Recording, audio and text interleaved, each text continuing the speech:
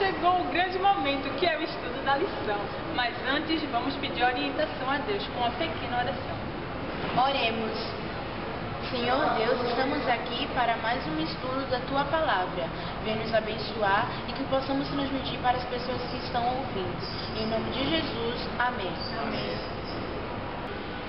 Depois daqueles 2 dias que Jesus partiu para a Galileia, mais uma vez, né? Porque ele já tinha ido lá para transformar água em vinho no casamento, como a gente tinha visto. E havia ali um oficial do rei que o seu filho estava doente lá em Cafarnaum. Ao pedir que seu filho fosse curado, Jesus, ele disse uma palavra de conforto para ele, dizendo que pode confiar que seu filho vai estar curado, já vai ficar vivo, vai continuar vivo. Então, inicialmente, ele desejou ver para depois crer. Mas Jesus, ele fez com que sua maneira de ver a situação mudasse.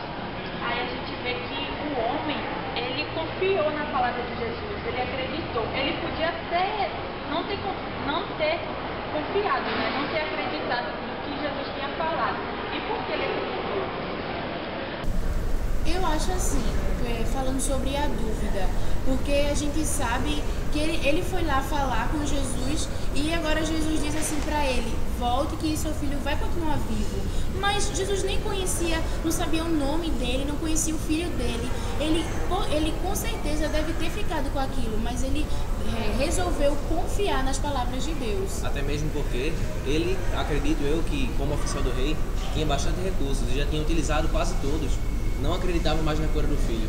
E quando aparece alguém que possa resolver isso e que dá uma promessa dessa assim, maravilhosa a ele, ele vai confiante, acredita e vai para casa para ver o filho curado. É como se Jesus fosse o último recurso dele, como se ele já tivesse procurado tudo e se ele duvidasse agora das palavras de Deus, quem ia curar o filho dele? O filho dele já não tinha cura, mas com essa oportunidade de Jesus, era a única coisa que ele podia recorrer, né? Nós sabemos que o próprio Jesus tinha afirmado algo muito interessante, que foi: nenhum profeta tem a honra em sua própria terra. O que significa isso? Eu tenho uma frase que eu costumo sempre enfatizar em minha vida, que o desconhecido me atrai. E muitas vezes, quando a gente tem algo repetitivo em nossa vida, diariamente, tá entendendo? Diariamente, assim, a gente passa a não dar um certo valor que aquilo merecia. E muitas vezes, um profeta que chega desconhecido numa terra e joga uma profecia lá, mandada por Deus, as pessoas vão ficar, quem é esse? Confiar. É difícil, justamente. É difícil confiar. Eu creio que é como tem aquele ditado assim popular, meio sem lógica, mas fala assim: santo de casa não faz milagre. E Jesus era da Galileia, as pessoas não esperavam nada de lá, mas ele estava começando a fazer os milagres. E as pessoas agora começaram a acreditar, mas é muito difícil acreditar. A gente vê para pregar a palavra de Deus nos nossos familiares, na escola, no trabalho, no meio quando a gente se interage muito com as pessoas, que as pessoas nos conhecem bem, fica muito difícil.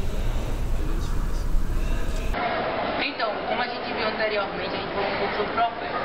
Nós sabemos que hoje em dia, até mesmo antigamente, existem profetas verdadeiros e os falsos também, né? Mas em Marcos, fala assim, Marcos capítulo 13, versículo 22.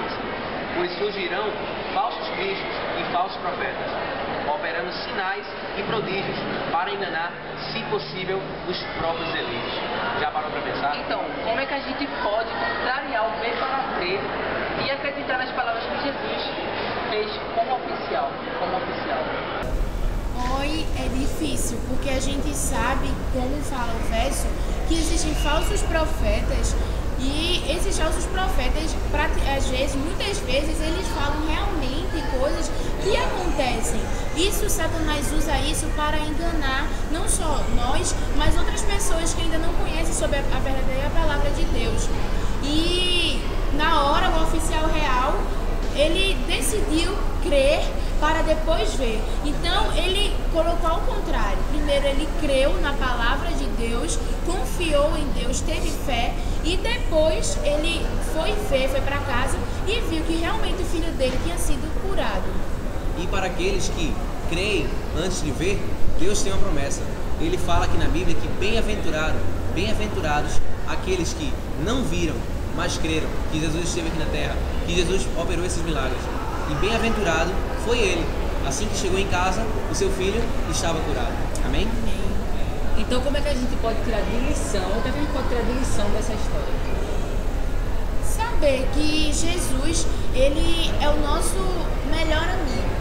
E a gente não está vendo ele agora, mas a gente pode pedir a ele e ele com certeza irá nos abençoar e fará o melhor para nós, para a nossa vida. Temos que crer para depois podermos ver ele no céu. E chegamos mais no final